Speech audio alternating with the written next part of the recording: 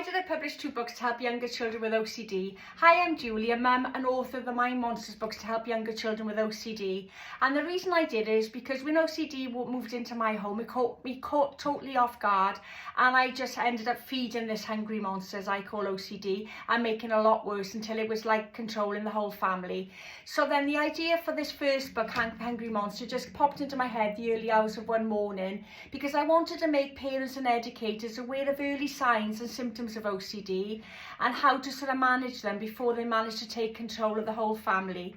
So in book number 1, I introduce OCD as a hungry monster, and then the compulsions he does, I introduce as a game that he likes to play. Now in the first book, Annabelle is a happy little girl until she feels singled out when somebody makes fun of something on her face.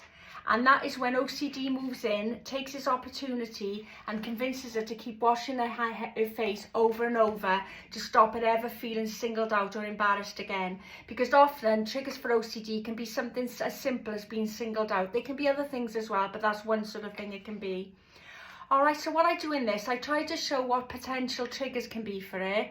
I try to show the symptoms, and I also try and show ways to speak up to OCD, because what I've realised as I've got older is that I tend to speak up to OCD by saying no. I eventually convince myself to walk away and stop doing something because I say, no, Julie, you've done it.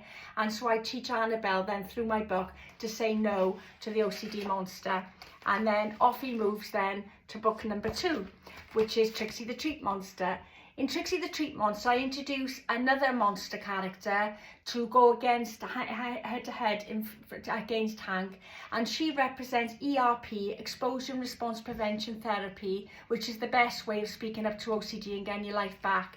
Now in this instance, the target this time is Leo, and he's got counting OCD, and that results from him missing a penalty shot. Again, he felt embarrassed that he'd missed the penalty shot, and he started to develop this thing now, this phobia, where he counts 3 times before he takes a penalty shot.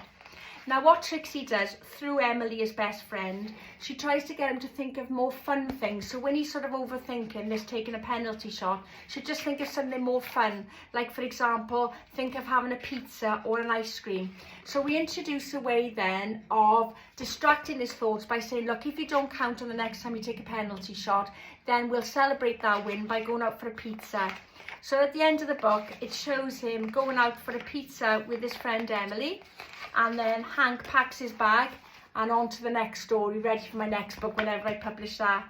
Both of my books are available in the UK, and I'll personally sign them for you, and I'll also give you a personalised character bookmark.